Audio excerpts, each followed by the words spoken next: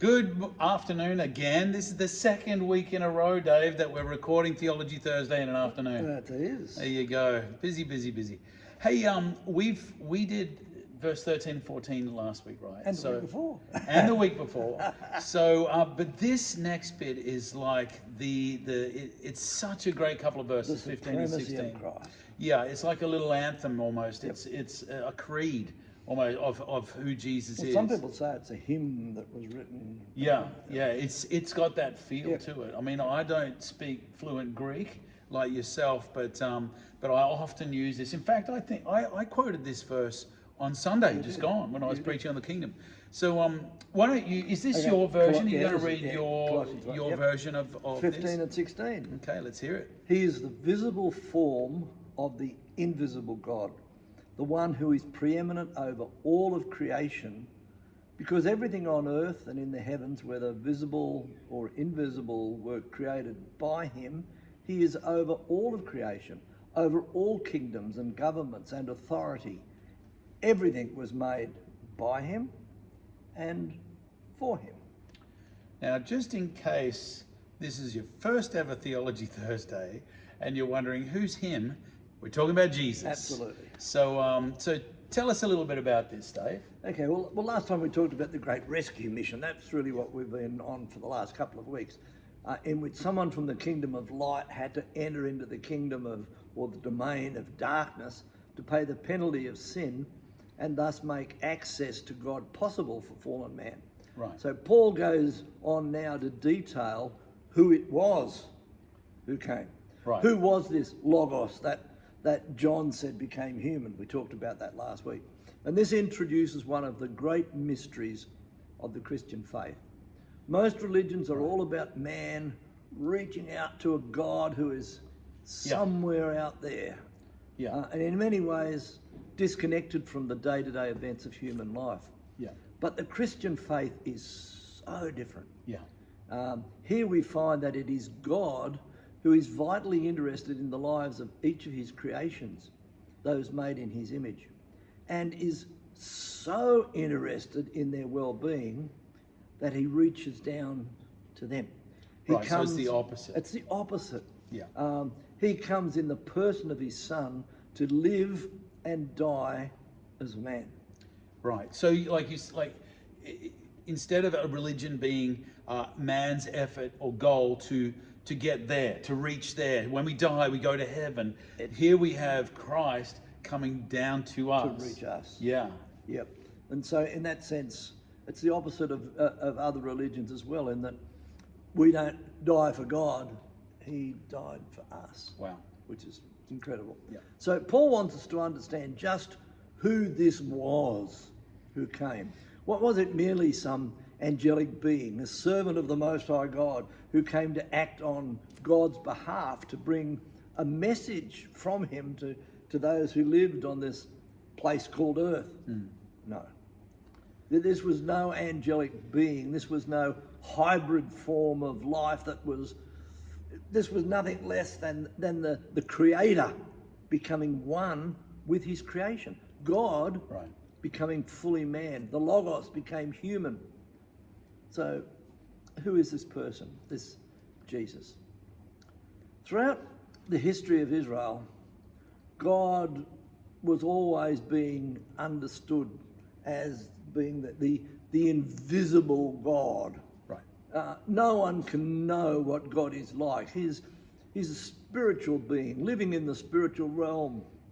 Yeah, which makes sense. The Bible even says no one can look upon the face of God and live, so invisible it is. And mortal man, we can't see into that realm. That's why he's invisible. We can't see into the spiritual realm. You can't picture him. You can't make any idols to bear his image. No graven images of him were allowed, and basically because nobody knew what it was like, and so you'd be making something up. And that was a big deal to the Hebrew people. Now, Paul turns up in these verses and saying, no. You've got it all wrong. That invisibility actually has a face.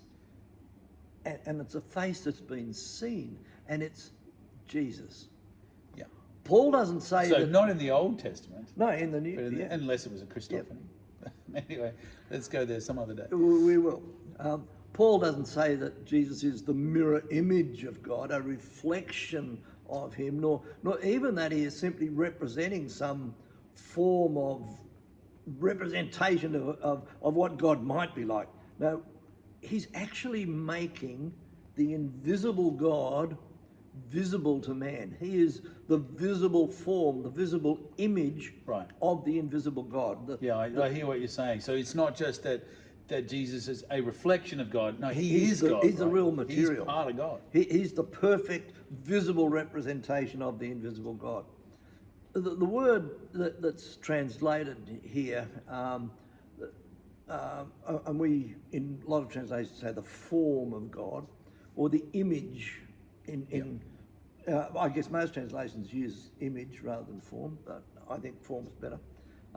It's the Greek word icon, or icon.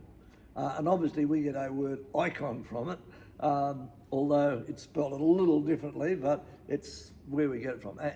And in the Greek culture, icon carried a very strong and very specific meaning. It wasn't a rough sketch or an artist's impression. It wasn't just some illusion.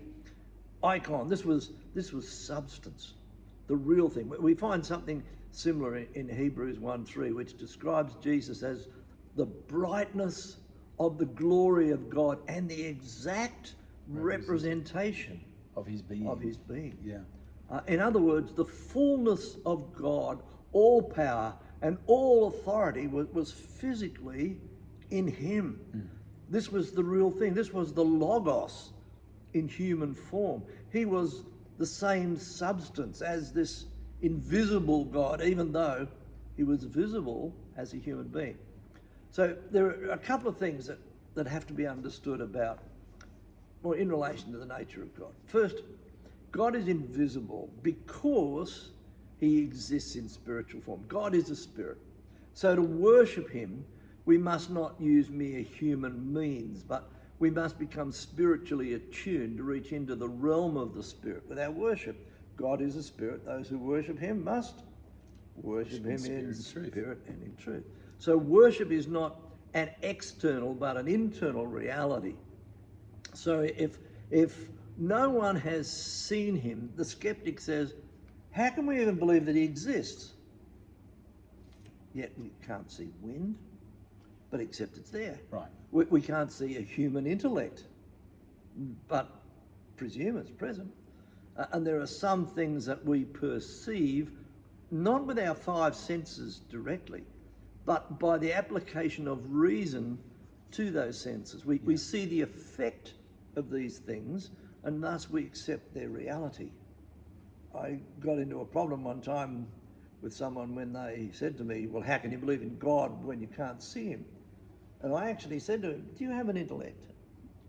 Can you see it? And he wasn't happy with that. Anyway. But so he had an intellect, but maybe not a sense of humour. Yeah. Secondly, God is spirit. So we can't see him with our naked human eye. Firstly, because our physical human eye can't see into the spiritual realm because it's an invisible realm, as we said. And secondly, because if the glory that is part of the being of God were accessed by sinful humanity, our mortal bodies would be overcome to such an extent that we would die.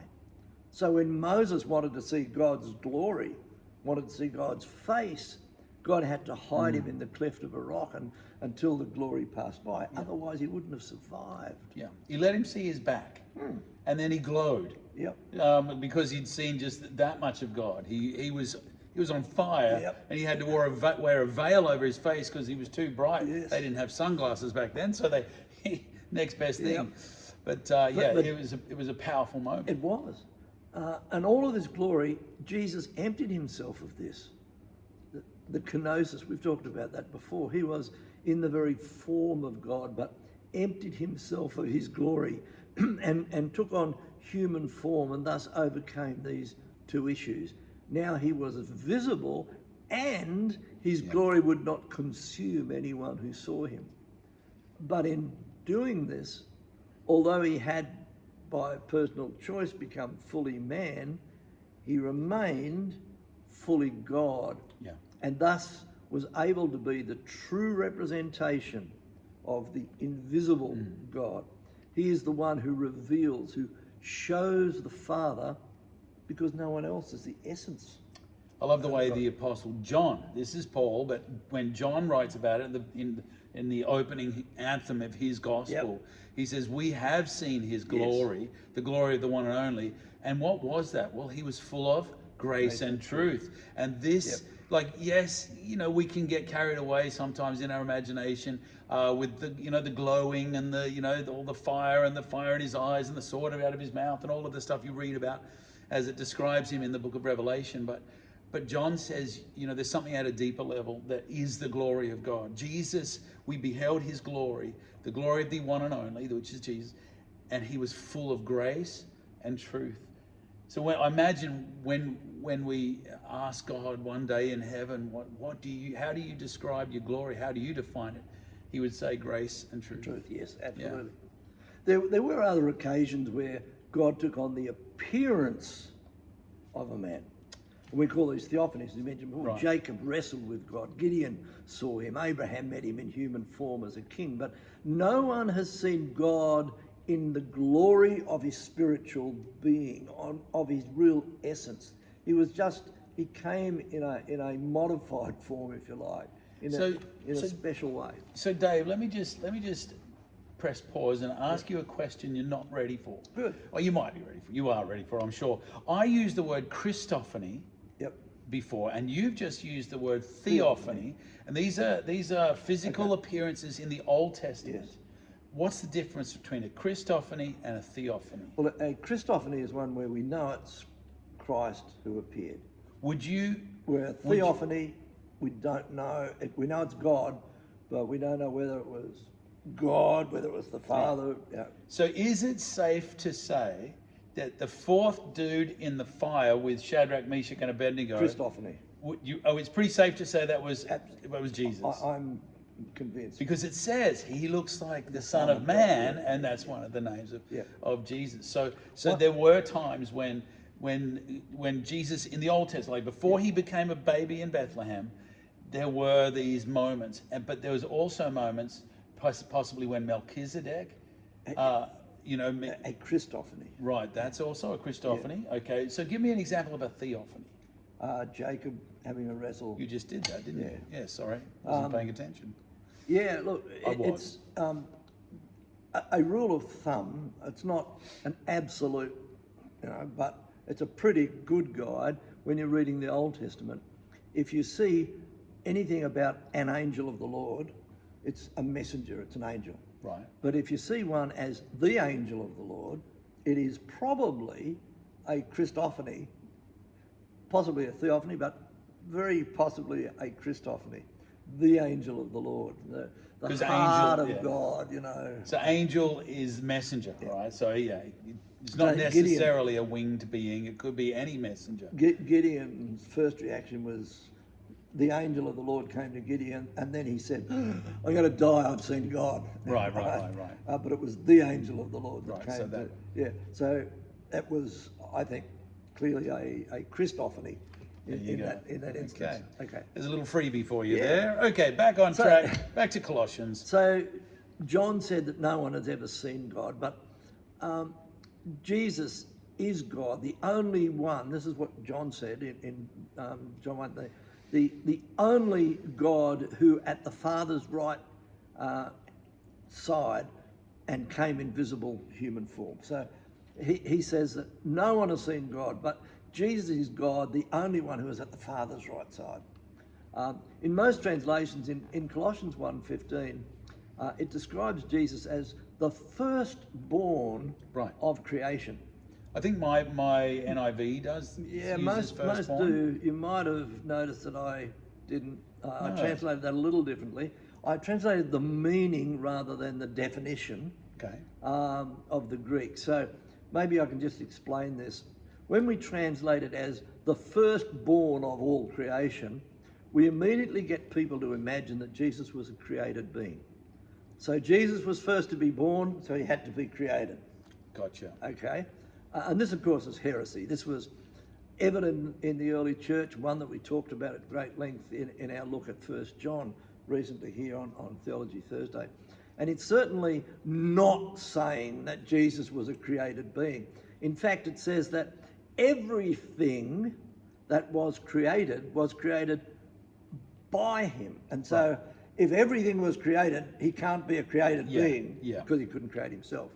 And if we are to accept this as the Bible truth, then we have to accept that if he had a beginning, he was not eternally coexistent with the Father, then he would have had to have created himself. And that, of course, is an absurdity. So we just need to explain that. It's a cultural expression that was commonly used in the Greco-Roman era. It's strikingly similar to the reason that I've often said that we shouldn't change John 1:12 to say that all who received him became sons and daughters of God, because the statement is not about gender. And we have touched on this before. It's about status. It's about the standing. You have the standing of a son. Whether you're a male or female, you have the standing of the son. It's like son with a capital S, yes, not sons and daughters with little s, little d. Yep. Daughters can be sons. It's an expression of culture, not gender. Yeah. And God doesn't have daughters in the Greco-Roman cultural sense, because sons have inheritance and bear the name of the father, but daughters don't. And so John was pretty careful when he said, become sons of God, because that's all of those things are ours, whether male or female, bond or free, etc., as Paul expressed it. John 1:12 and similar verses are simply speaking in a cultural context. Whoever received him became accepted as God's heirs and bore his name, and that's in essence what it means, and that's what John was trying to get across. And the same thing applies here. The idea of the firstborn is not about birth order. No. It's not that you are the first one to be physically born, but that you are first in the family in terms of hierarchy and in terms of status. It's not about your birth order, but your hierarchical status, the order of hierarchy. In Exodus 4:22, God says that Israel is my firstborn son. He's talking about status, the way that he recognises them. In Proverbs Psalm 89:27, it says, I have chosen David as my firstborn son. He wasn't God's firstborn son. In fact, he wasn't even Jesse's firstborn son. No, Adam would have been the actual firstborn son. So David was not born as a child of God, and he was the youngest of his actual family, not the eldest. But God gave him a special status in the kingdom. He was given the place of preeminence. The first king was Saul. But we never hear Jesus, the Messiah, described as being a son of Saul. No. He was a son of David. Why? Because David had been given a preeminent place in the kingdom. He was the firstborn of the kingdom. He had that hierarchical status. Okay?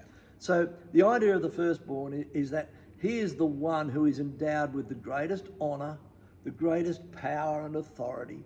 So Jesus is not firstborn in terms of birth order. He's the uncreated one. He is God by the Father's side, co-eternal, fully God. So it's not about his birth, it's about this hierarchy, about this status in terms of power and authority and honour. And the idea that Paul is getting across to us when he communicates he is the firstborn of creation is that Jesus is above all creation, that he's the top, he's the top of the tree. He's not the first to be created, he's just the one who is over all of it. So would a better translation be Jesus is the head honcho? Well, I suppose the we could big put that. G's, the top dog? Any of those terms. So, in fact, not only is he not created, but he is the creator, of course. So, and what did he create? Everything. Everything in heaven and earth. Things that you can see and things that you can't see. From acorns to zebras. Right. You know, the A to Z. Everything in the physical and spiritual realm was created by this firstborn of creation, this one who holds supremacy in all things. Jesus, the author of creation, the architect of creation, he drew everything up, but he's also the agent that made it. It's through him that all things are created. He designed it and created it.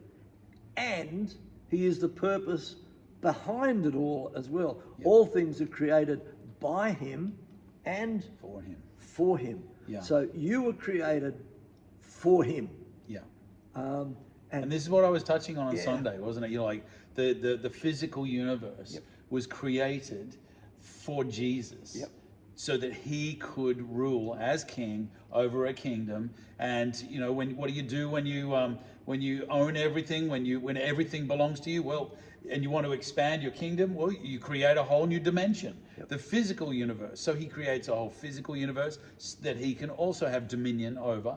And then he places us here as his governors, his ambassadors, if you like. And but we mustn't lose sight of that, like you're saying. All things, the whole universe was created, not just because he was bored, but it was created for him. Yep. This is for you, Jesus. This is so that you can have dominion, you can rule as king, the benevolent, wonderful, loving, glorious king. And all creation is designed to bring glory to him. Yeah. Therefore, our life, our purpose is to give glory to him. Wonderful, wonderful. So and look, can I just encourage you, when you've turn us off on your YouTube, just go and read that again.